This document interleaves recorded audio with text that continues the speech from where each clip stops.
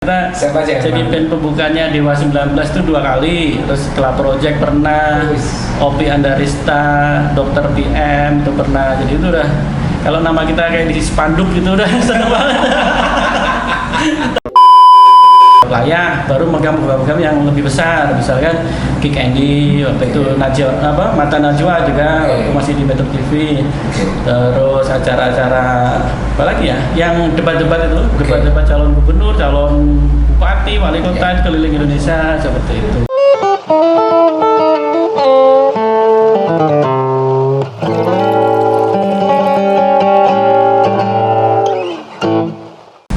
Yo, welcome back. Masih di Hari Up bersama saya, Hari Primasono. Kalau Anda berpikir bahwa orang paling keren di Indonesia saat ini adalah Doni Salmanan, terus kemudian ada Indra Kents, Anda salah, Bung. Orang yang paling keren itu sekarang ada di depan saya. Selamat sore, Bung. Selamat sore. Paling keren, aduh. Paling keren. Kayak Sehat, Mas Anang? Alhamdulillah. Nah, Mas Anang, ini kalau sepintas saya lihat kayak ini ya, apa? Vokalisnya Naf. Sadin. Ex-Naf ya. Gemunya kan juga begitu, terus potongan rambutnya juga gitu. Gemuk saya kayaknya. Mas Anang, Iya. ngapain sama di Kediri, Mas? Orang sudah sukses di Jakarta, ngapain juga ke Kediri? Aduh. Pulang kampung sebenarnya, Pak. Pulang kampung. Memang asli Bapak Ibu itu Kediri. Kita itu memang Bapak Ibu malah satu dusun, namanya Dusun Dorok, Desa Manggis, Kecamatan Pucuk. Dari situ Bapak Ibu situ, saya lahir di situ, sampai ke situ. Cuman sampai SMP lah, SMA saya baru merantau. SMA kan di kota, di SMA 2 Kediri kota. Kemudian kuliah, tambah jauh lagi, kuliah lagi tambah jauh lagi, pulang balik lagi malah ke Jakarta gitu. Nah, di Jakarta yang lama gitu akhirnya. Jadi sebenarnya asli Putra Kediri. Asli. Putra Kediri. Kayak nyalon bupati ya.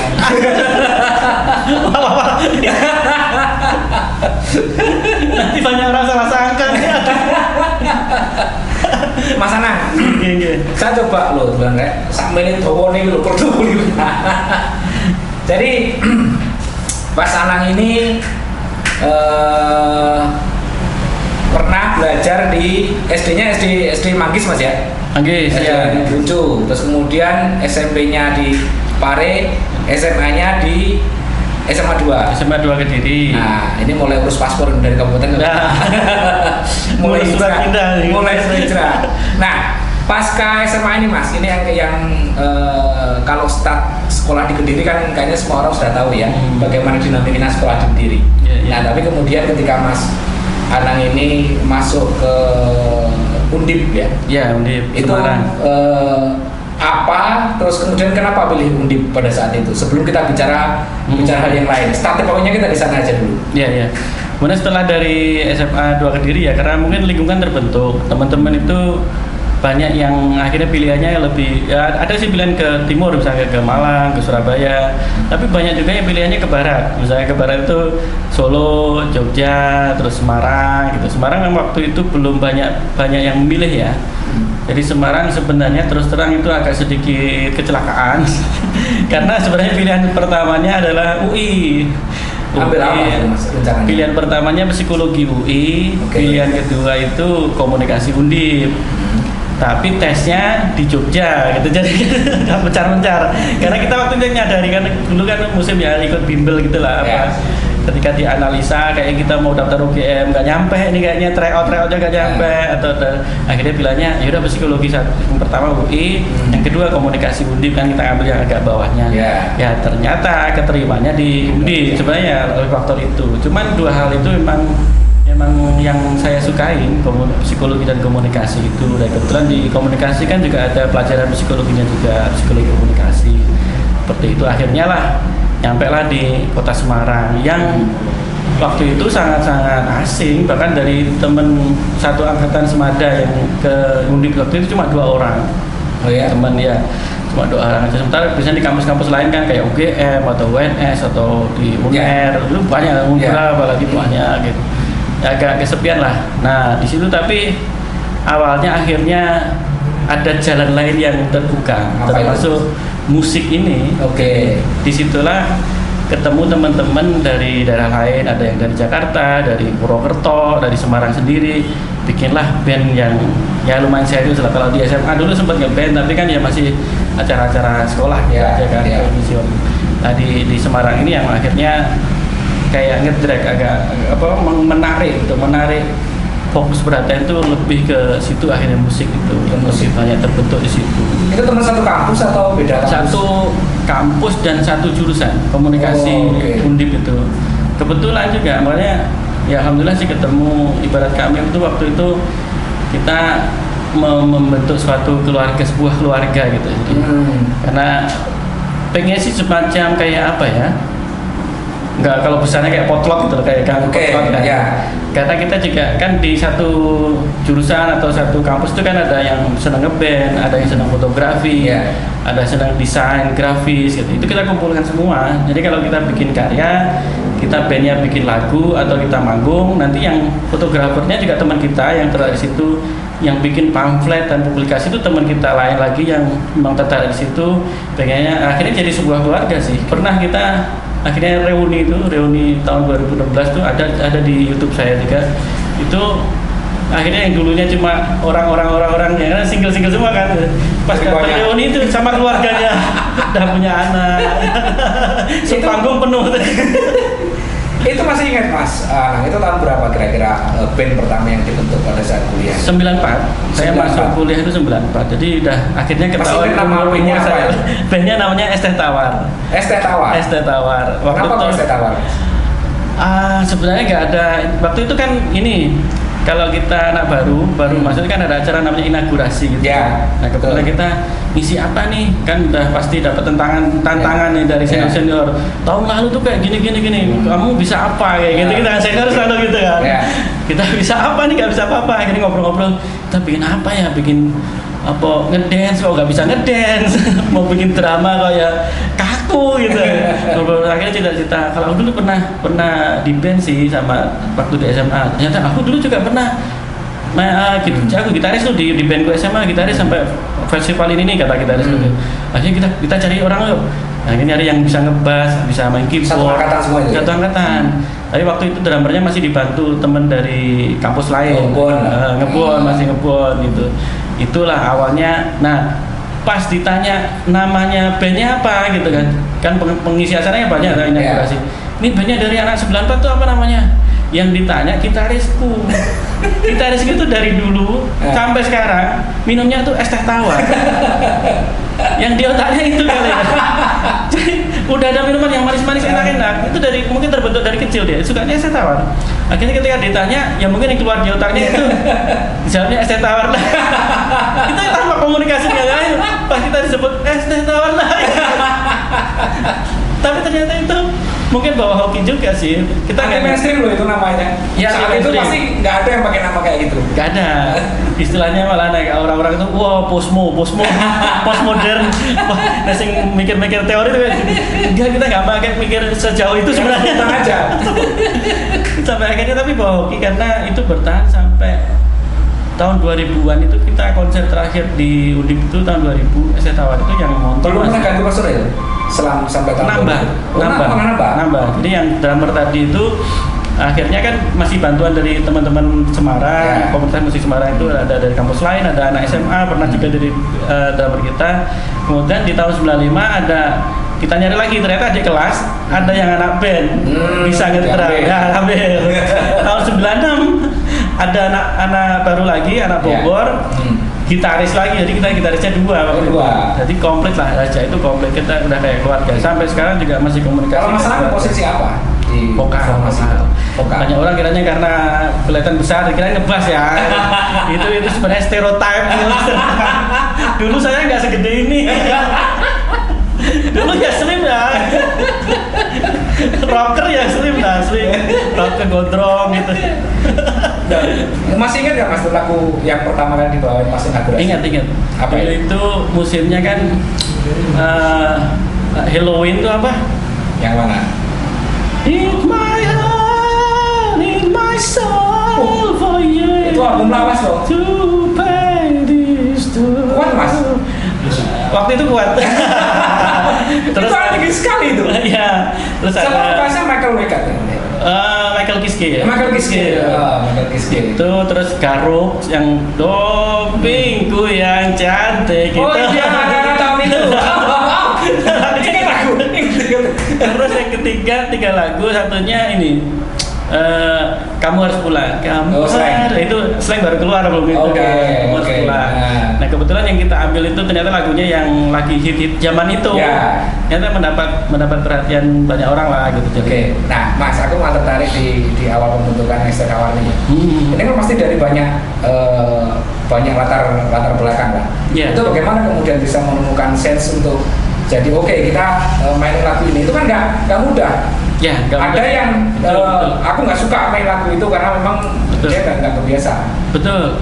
Selera musik itu kadang terpengaruh dengan lingkungan kita ya. Yeah. Kalau ya kita SMA-nya di Kediri, Jawa Timur. Yang ngetren waktu itu kan ya klasik rock. Mungkin sampai sekarang Yeah. masih musim klasik Yeah, rock. masih. Zaman itu apalagi gitu, klasik rock gitu. Yeah.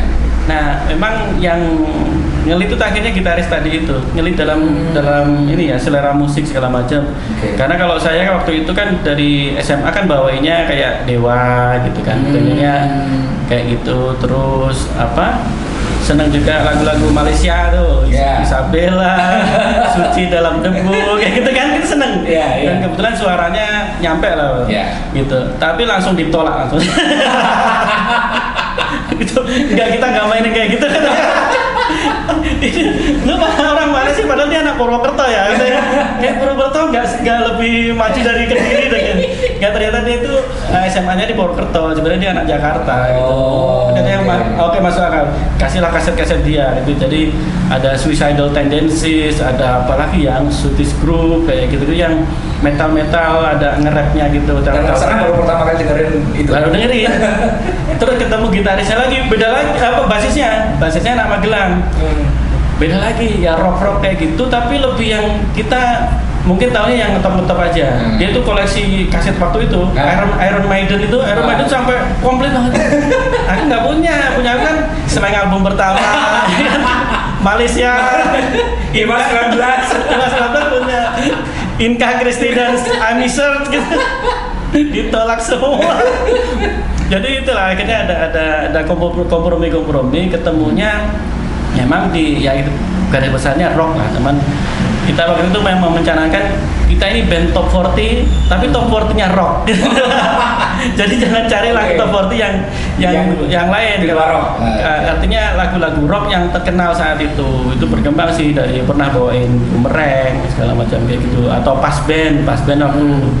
Nah, dia emang gitarisnya ini emang agak ajaib. Dia kan kalau di Semarang tapi dia pergaulannya ke Bandung juga gitu. Jadi ketika pas band keluar album indinya pertama, bukan yang pakai label, bukan label musik, yang indie yang 4 lagu, For Through the Sap itu dia punya, dari baru dikasih lah ke anak-anak Semarang nih dengerin kayak gitu. Tadi kita lagu apa nih, pas band keren banget, Upan kemudian sebentar, Mas Ben itu kan kalau nggak salah si Yuki itu kan dosen di Undip ya? nggak di Unpad. Oh Unpad, sorry. Ya kayak cerita-cerita kayak gitu akhirnya di Bandung musimnya kayak gini ya. Terus ada Pure Saturday. Pure Saturday itu bukan album yang udah diproduksi label Jakarta, asli punya, ada kasetnya waktu dikasih. Wah kayak gini ternyata musik itu ada yang kayak gini gitu. Akhirnya kita jadi lebih berkembang, dengerin lagi. Kalau musik kayak Pure Saturday itu arahnya kemana ya? The Cure, mungkin kita dengerin The Cure, terus ada dengerin jadi U2 gitu.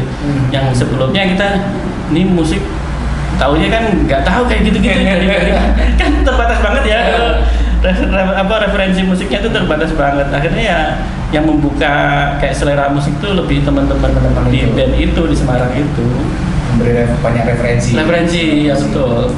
Oke. Nah pada akhirnya kemudian bertahan sampai tahun 2000. Jadi 2000. namanya juga band kuliahan kan, ada yang lulus kebetulan. Nah inilah kadang-kadang ya di antara teman band ini gitarisnya itu yang lulus duluan. Pinter berarti lah. Kitanya ketinggalan kan. Kirain ya anak band kan kayak gitu ya. Ternyata lu paling dulu. Ternyata kalau kita ini habis ngeband, kita satu-satunya dia belajar. Mungkin begitu. Itu studio masih nyewa? Nyewa lah mas, kalau awal zaman itu. Berapa itu 1 jam saat itu? Aduh, lali aku ya. Berapa ya? Berapa dulu ya? Iya mungkin ya. Mungkin masih 12, terus kemudian naik lagi 15. Iya. Dulu awal ngeband itu nggak ada yang punya alat musik. Jadi kalau zaman dulu tuh kan kita terbatas banget ya. Bahkan yang gitaris itu nggak punya gitar waktu itu. Jadi kalau di kos-kosan kebetulan kita dengan gitarisnya, dengan basisnya itu kita hidup serumah tanpa ikatan yang jelas. Jadi satu kontrakan gitu lah. Kontrak. Jadi karena kita serius banget, boy, pengennya kayak bikin potlot gitu. Ada lagu itu aku sendiri yang pengennya orang-orang nggak tahu. Masih pakai tape recorder itu? Iya, jadi kan nyari lagu diceklek. Rewind.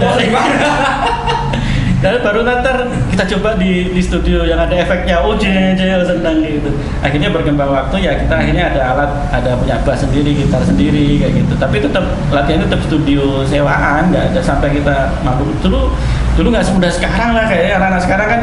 Wah, anak SMA aja udah gitarnya udah keren-keren ya. Kayak dulu tuh kayak nggak terjangkau lah. Gitu. Betul.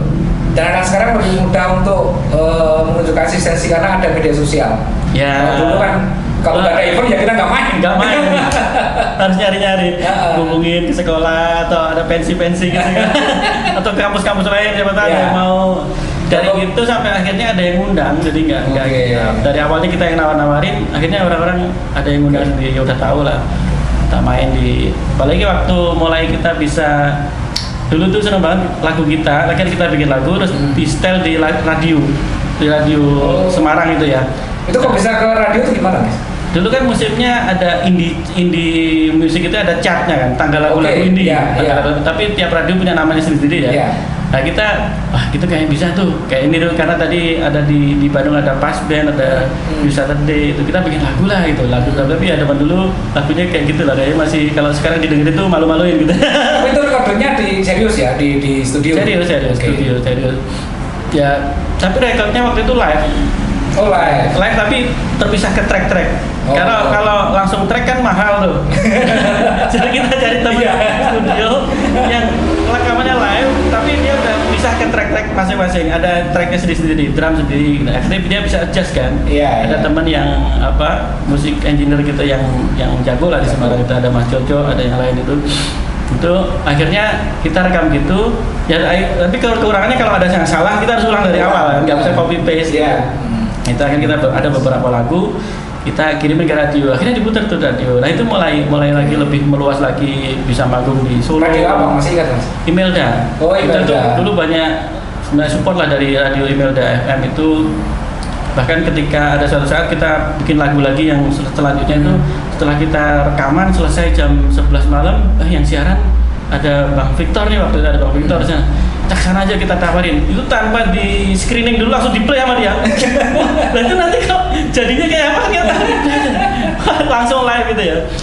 Jadi dulu kan kalau kita bikin lagu terus bisa masukin ke ada chart lagu indie. Jadi dulu musim karena indie itu ada lagu dulu tuh kayak terpisah ya antara mainstream sama indie label kayak gitu. Indie label tuh bisa kita bikin lagu sendiri, rekam sendiri, dijual sendiri kayak gitu. Nah, ada radio-radio yang menyediakan spot untuk itu, ada chart. Nah, kalau yang banyak mendukung kita di Semarang itu radio Imelda. Imelda FM tuh dan dulu dia punya chart indie gitu buat indie. Nah, kita masukin situ. Kemudian berkembang ke radio lain, ternyata juga punya acara, kita juga masukin lagu. Kadang malah sempat ada pertentangan gitu. Karena ini lagu ini udah dimasukin lagu sana, kok dimasukin radio ini juga nggak boleh. Nggak boleh. Waktu itu nggak boleh, eksklusif ternyata ada kayak gitunya. Terus akhirnya lama-lama ya karena lagu itu berkembang dengan sendirinya, akhirnya boleh lah. Akhirnya kita masukin juga ke tempat yang lebih jauh lagi. Jeronimo dulu punya program gitu juga, Jeronimo Jogja. Artinya dia malah jaringan radio gitu, dari Jeronimo punya jaringan sama 22 radio atau bahasa Indonesia gitu. Kita masukin situ juga, ke Prambors Jakarta juga pernah masukin ke chart gitu. Yang di Jeronimo itu yang lumayan seru juga sih sebenarnya. Waktu itu kita sebarengan, semasa lah dengan misalkan The Rain, atau The Rain dulu namanya bandnya apa gitu, The Rain yang sekarang masih eksis ya, Ceylon Seven gitu. Itu dulu ya kejar-kejaran kalau di chartnya lagu ininya Jeronimo Jogja itu kalau mereka punya dokumentasinya mungkin masih ada ya seperti itu. Oke. Sekarang yang nomor 1 lagunya Esa Tawar, ntar ganti Mudun, ganti yang sing liyane Itu yang pakai lagu apa? Yang itu? lagu Jaman Esa Tawar itu yang kita naikin judulnya Dunia Sakit atau Melamun itu. Itu masa kayak tulis ya? Ya itu nulis, aku juga liriknya. Itu sampai serunya di situ sih. Ya akhirnya naik sampai puncak lah di Jeronimo, di Prambors Jakarta juga pernah kita masukin di chartnya ini gitu. Seru sih kayak gitu lah, dari situ kita akhirnya bisa lebih dikenal ya. Akhirnya kita dapat job di nggak cuma di Undip, di kampus-kampus lain, di pensi-pensi itu udah. Terus kemudian mulai merambah ke kafe-kafe gitu. Nah yang kalau dulu itu kita kebanggaan kalau suatu band daerah gitu ya, Yeah. kan kita tinggal Semarang, kalau menjadi band pembuka band Jakarta, band Yeah. nasional istilahnya. Yeah, nasional. yeah. Nah alhamdulillah kalau Esa Tawar tuh beberapa kali lah kita Siapa aja yang jadi pernah? band pembukanya Dewa 19 itu 2 kali, terus Club Project pernah, Wis. Opi Andarista, Dr. PM itu pernah, jadi itu udah kalau nama kita kayak di spanduk gitu udah seneng banget. Tapi kita dulu pernah nolak karena ternyata acaranya itu di diskotik ya bukannya, soalnya kita nggak pernah ke diskotik, jadi ketika disuruh main diskotik bahkan udah nama-namanya udah di spanduk, kita nggak tahu, dan ternyata kalau lokasi gitu ternyata ada miskomunikasi gitu, akhirnya kita membatalkan lah gitu. Itu jadi heboh juga, jadi Esa Tawar ginilah sok suci kayak gitu-gitu. Masalahnya karena nggak ada komunikasi awal dari panitianya itu, tiba-tiba nama kita di seluruh Semarang tuh ada di spanduk-spanduk itu ada event di diskotik. Masalahnya kita sendiri nggak pernah ke diskotik gitu, jadi kan bingung mau kalau crowdnya kita jelas, misalkan teman-teman anak-anak kuliahan, apa anak SMA itu kita paham nih mau bawain lagu apa, mau bersikap bagaimana. Kalau diskotik kita sendiri nggak pernah, jadi mendingan kita nggak ke situ deh gitu. Karena kan ya banyak hal yang harus dijaga juga gitu. Iya. Nah, pasca itu kemudian lulus dari Undip ya. Kemudian kuliah di Amerika. Ke Amerika. Itu ya. apa, Mas? Ngambil jurusan apa? Itu di University of Southern California, itu di Los Angeles. Itu kan sebenarnya waktu itu nyari S2 ya. S2, cuman karena kita bahasa Inggrisnya masih kurang, jadi masuklah di Language Academy gitu, akademi bahasanya di universitas itu. Sambil inilah, kebetulan awalnya itu pengennya ya ketika lulus S1 karena tertarik banget di dunia kehumasan, public relations gitu. Malah tertarik situ, bukan ke jurnalistik awalnya, ke situ public relations. Dan nyarilah kampus-kampus yang ada public relations. Salah satunya yang bagus kan di USC itu, University of Southern California. Itu jurusan komunikasinya termasuk ya top lah di sana. Karena belum masuk kan daftar ditolak masih kurang aja gitu. Terus ada kayak summer program gitu untuk di fakultas lain, music video production sebenarnya, produksi untuk bikin video klip gitu. Akhirnya daripada di sini cuma nggak ngapa-ngapain gitu, akhirnya masuk situ aja lah, belajar sesuatu yang lain karena tidak tertarik juga kebetulan karena latar belakang musik tadi dari zaman S1. Kenapa nggak belajar itu ya tentang video productionnya gitu. Masuklah ke situ. Sejak masuk situ udah nggak ada kepikiran tentang pengen jadi public relations lagi. ternyata hidup tuh begitu ya. Geser lagi. Begitu mudah. Kayak ketika ketemu musik waktu masuk S1 itu kan tiba-tiba ketemu musik, terus akhirnya jadi ke situ, terus ketemu tentang video production, jadi ke situ. Dan setelah suka di situ kan akhirnya nggak cuma di musik videonya, tapi lebih seneng ke hal yang lain juga, kayak dokumenter, kayak bikin film gitu. Makanya yang selanjutnya ke Australia itu aku juga tetap ngambil komunikasi, S2-nya baru dapatnya di Australia. Itu juga film and video production gitu lah. Film tentang production video juga akhirnya. Apa sih Mas asiknya belajar soal itu? Menarik sih. Kalau dulu karena posisi waktu di LA itu ya. Itu kan dekat banget sama Hollywood. Impiannya pengen ke Hollywood karena kampus USC itu banyak orang-orang Hollywood, praktisi Hollywood itu yang ngajar di situ sebagai dosen tamu atau apa. Kayak George Lucas itu yang bikin Star Wars itu kan dari situ juga. Dia punya gedung-gedung kayak gedung untuk production video itu sumbangan dari dia, atau gedung untuk belajar praktek editing itu dari Robert Zemeckis kayak gitu ya, orang-orang Hollywood beneran ke situ. Kadang-kadang kalau pembicara tamu itu emang orang-orang dari industrinya beneran kan, jadinya kita ya apalagi saya tuh dari desa di Puncu gitu Kediri sampai situ, wah bisa nih siapa tahu ya ke Hollywood gitu kan. Impiannya gitu. Cuman memang ya sejarah lagi, waktu kan 2001 ada 9/11 itu loh Mas, ada pesawat nabrak nah itulah, itu makanya saya sebel banget itu menghancurkan impian saya. Sebenarnya nggak mempengaruhi langsung, karena kalau kayak saya ini, tampang-tampang kayak saya ini aman sebenarnya di Amerika itu waktu itu. Karena apalagi di Los Angeles itu kan kota yang campur aduk orang-orangnya. Waktu itu kan banyak yang prejudis atau prasangka buruk kan ke orang-orang yang kelihatannya tampilannya kayak Muslim atau Arab gitu. Kalau tampang kita orang Indonesia itu dikiranya malah orang dari Meksiko, orang Latino gitu. Kebetulan teman-teman banyak juga yang Latino, jadi saya gaulnya ke situ. Nggak ada masalah sebenarnya, aman-aman aja. Nggak akan tahu kalau kita dari Indonesia, apalagi tahu agamanya apa kan, mereka nggak biasa nanyain agamamu apa kan, nggak gitu. Sebenarnya aman-aman aja, cuman ya orang tua kan khawatir, mbah-mbah tuh khawatir, karena kalau dulu isunya wah orang Amerika di Indonesia mau di sweeping gitu ya, pikirannya jangan-jangan orang Indonesia di sweeping kayak gitu pikirannya. Akhirnya saat itu juga pulang, saya itu mendadak banget pulangnya. Hari Rabu malam ditelepon pulang, saya Sabtu pulang. Dan saya pernah minta perpanjangan soalnya, sebulan lagi lah Pak gitu. Bapak saya yang telepon tengah malam tuh, sebulan lagi. Kalau harus pulang, aku pengen keliling Amerika dulu gitu kan. Enggak ada, seminggu lagi deh. Enggak, secepatnya urus cepet pulang. Mbah sama ibu udah nangis-nangis terus tiap hari ini ya, kepikiran gitu. Ya udah, nanti kalau kuliahnya gimana? Kan belum masuk juga. Aku tuh pulang bulan Oktober pulang, setelah naik itu bulan Oktober pulang. Baru Desember dapat pengumuman masuk di Cal State California State University, jurusan komunikasi sebenarnya ya. Akhirnya lewat, nggak boleh lagi. Padahal aku udah ngereng lagi, masih muda kan. Ini dapat nih suratnya keterima nih di sana. Boleh lagi nggak? Balik lagi sana boleh nggak? Ibunya yang nggak boleh, janganlah. Akhirnya kita kan memang dari kecil dididik, kalau kita dalam suatu kebingungan kita nurut omongannya ibu aja. Terus gimana loh? Ke Australia aja. Akhirnya pindahlah ke Australia di Perth itu. Ambil apa saya Mas? Komunikasi juga. Akhirnya focusing di film video tapi. Nah, kalau di Australia itu kan ada master program itu kan by course work sama by research gitu kan. Saya ngambil yang by course work. Jadi saya pikir nggak akan ada tesisnya. Nggak ada tesisnya. Karena coursework kan, ini hasil akhirnya bilangnya nanti bikin karya. Kalau misalkan gitu, karyanya bisa bikin film dokumenter atau film pendek. Saya pilih ini aja nih, nggak ada nulis skripsi lagi gitu kan. Tesis berat nih kan. Bahasa Inggris lagi kan.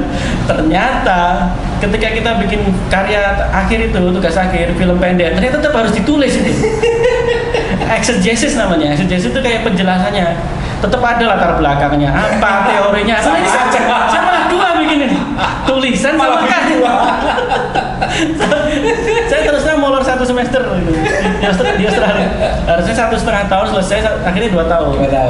Ya ternyata malah nulis 2. Nulis juga, bikin karya juga. Salah strategi. Terus akhirnya pulang ke sini, tapi nggak langsung ke Jawa Timur juga. Akhirnya kerja di Jakarta, kerja di waktu itu.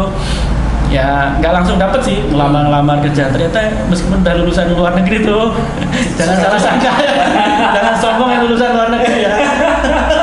Nggak semudah itu.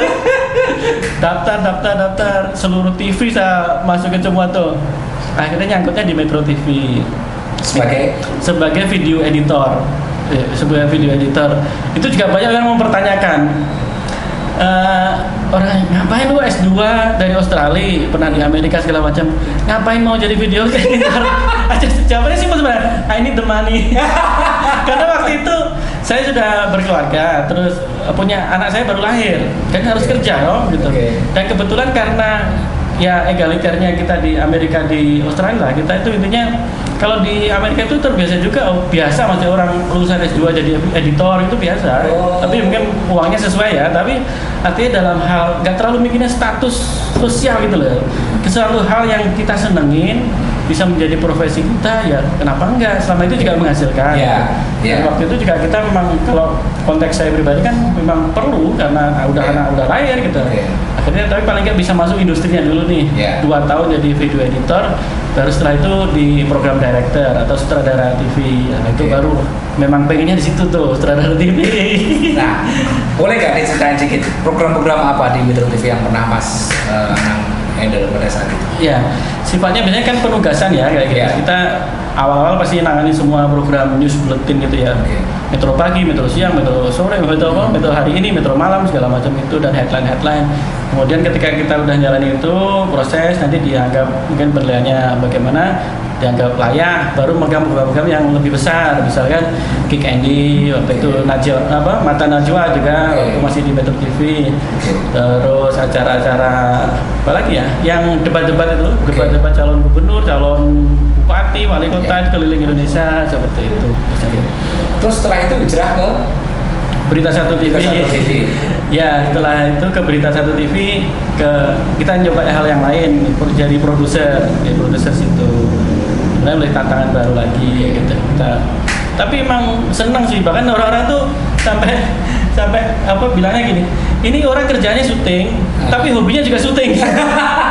Lu ngapain? Tapi seneng gitu kan.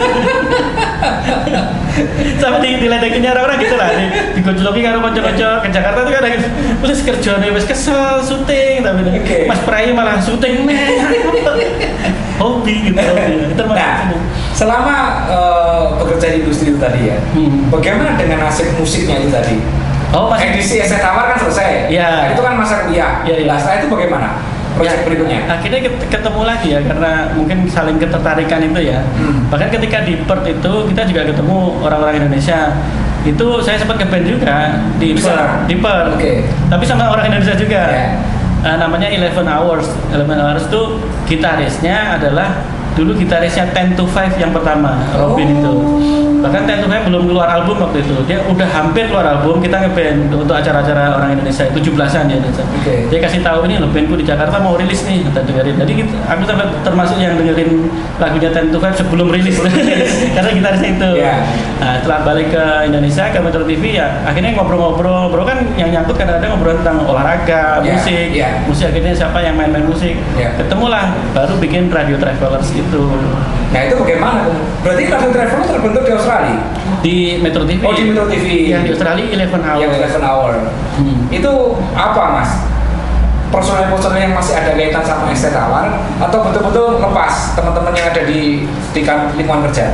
Awalnya nyambung lagi yang masa Eset Tawar tadi itu, gitaris yang tadi tak ceritain lulus duluan itu kan, dia kerja di Jakarta. Jakarta. Terus akhirnya saya juga kerja di Jakarta. Ketemulah kita gimana kalau bikin project lagi, ngisi waktu cuma berdua waktu itu awalnya. Ke studio berdua bikin lagu sampai ada berapa lagu lah, 2-3 lagu. Kayak nggak bisa nih kalau cuma berdua. Akhirnya kita nyari teman lah. Kan di Metro TV ada yang drummer, ada bassis, ya udah jadi satu lah. Jadilah Radio Travelers itu. Itu produksi semua ya? Apa? Di Metro tim produksi semua itu. Yang editor. Untuk ini karena ya apa namanya ya? Untuk katarsis sebenarnya, karena kan pekerjaan kadang jenuh gitu ya. Nah, kita melampiaskan dengan apa? Kita melampiaskan dengan musik. Nah, ada orang yang hobi misalkan sepak bola, ada hobi badminton, kita hobinya musik gitu. Bikin lagu gitu. Nggak cuma nyanyi tapi bikin lagu, bikin karya gitu. Nah, apa? Radio Traveler itu apa, Mas, inspirasinya? Tadi saya sempat baca blognya sebentar. Perjalanan apa sih? Apa ada kaitannya apa dengan, ada cerita apa band ini dengan perjalanan?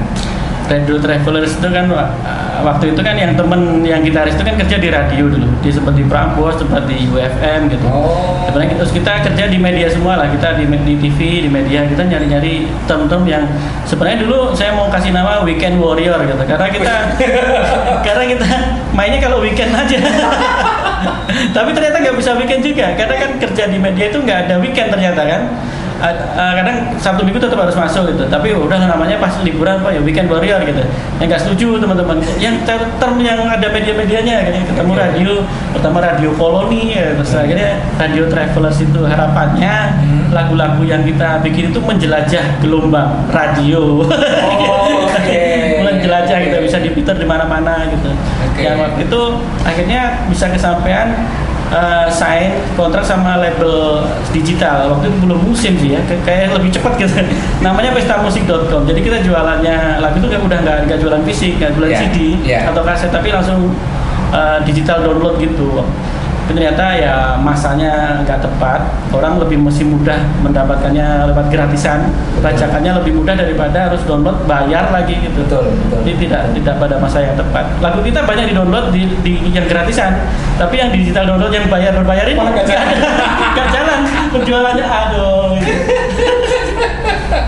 Tapi ya udah. Nah, sekarang kan Mas Anang posisi di Kediri. Iya. Bagaimana kemudian konsep band ini masih bisa jalan sementara personil masih ada yang berpencar-pencar di mana-mana? Ya, sebenarnya vakum sih sebenarnya. Artinya nggak pernah dibubarkan juga, terus kita ya udah vakum dengan sendirinya gitu. Nah kemarin kebetulan ya pas pandemi kita akhirnya bikin jamming jarak jauh gitu. Saya kasih jamming jarak jauh, kita kadang yang gitarisnya kirim gitaran, terus nanti aku isi lagu cover dulu, cover lagunya Dewa kayak gitu buat hiburan. Terus akhirnya berlanjut, ya kenapa nggak bikin lagu sendiri gitu kan bisa kayak gini nih, bisa jarak jauh. Ya udah akhirnya aku bikin guide lagunya, tak kirim ke Jakarta. Terus akhirnya jadilah ntar dikirim ke drummernya, ke basisnya, keliling gitu. Terus akhirnya kemarin pas aku kesempatan ke Jakarta, take vokal di Jakarta sih, aku nggak tak kirim dari sini, take vokal Jakarta. Sekarang udah tinggal mixing dan udah jadi sebenarnya, cuma di mixing ulang karena ada hal-hal yang mau dibenerin. Yang lagu yang terbaru itu kan berbahasa Jawa.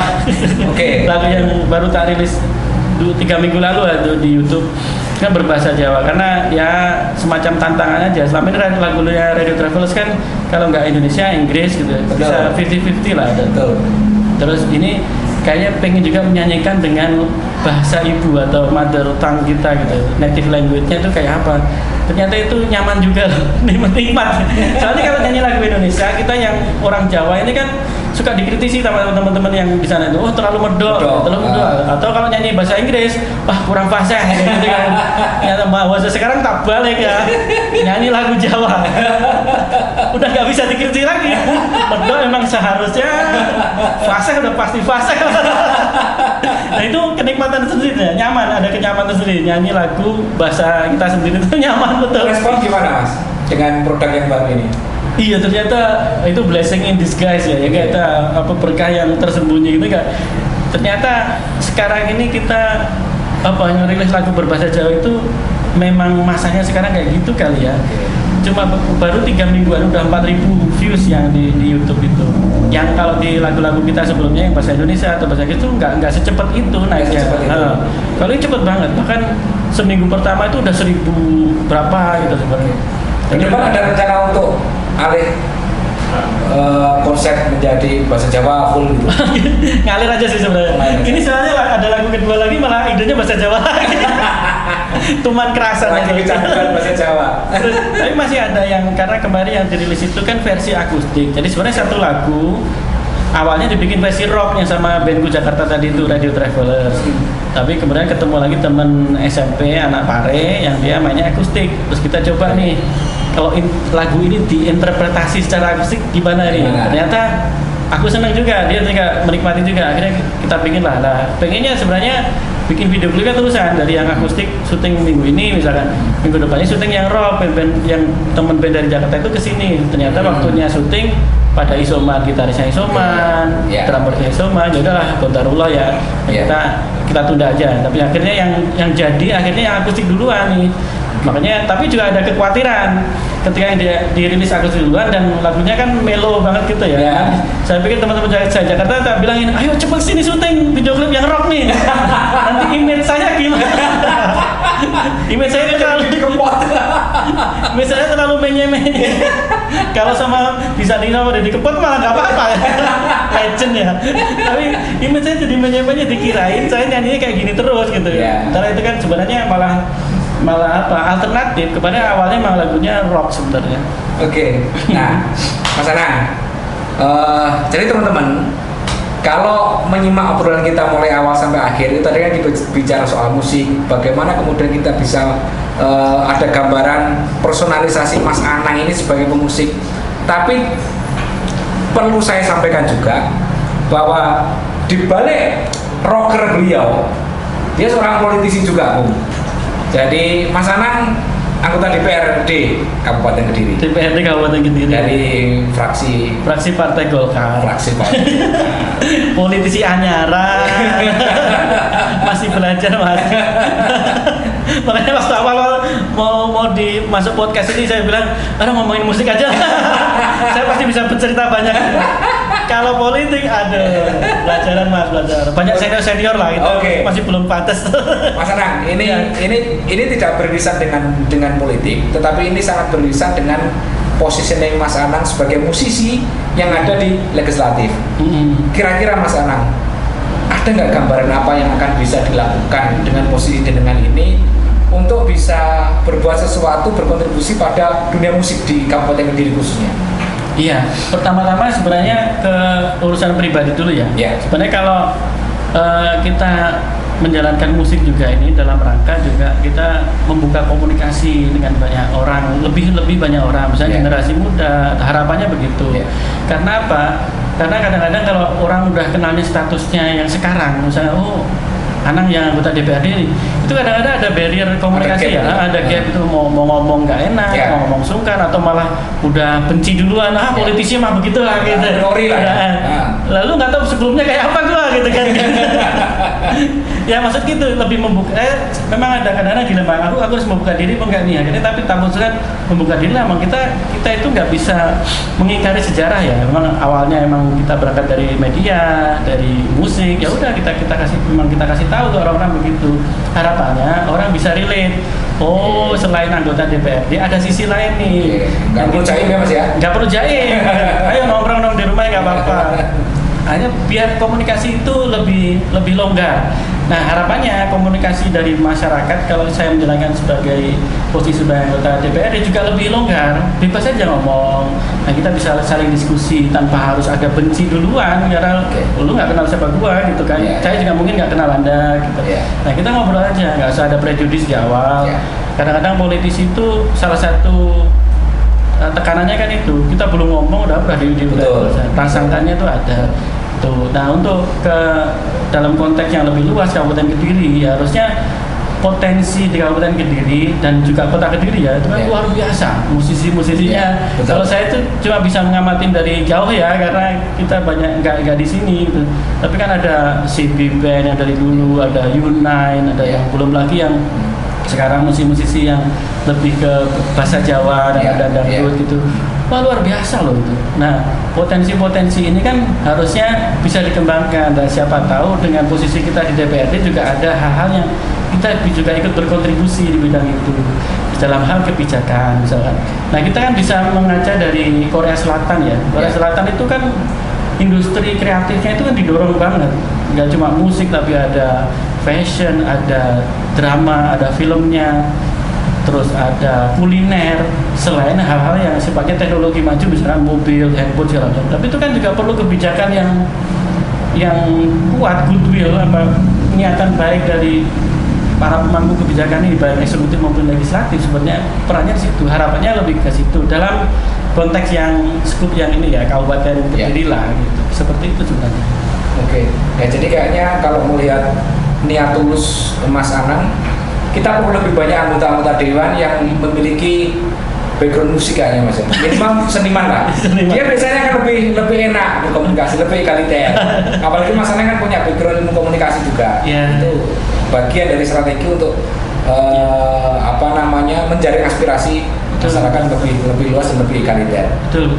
Nah, ada pesan Mas sebelum kita closing diskusi kita, podcast kita yang siang hari ini? Siap.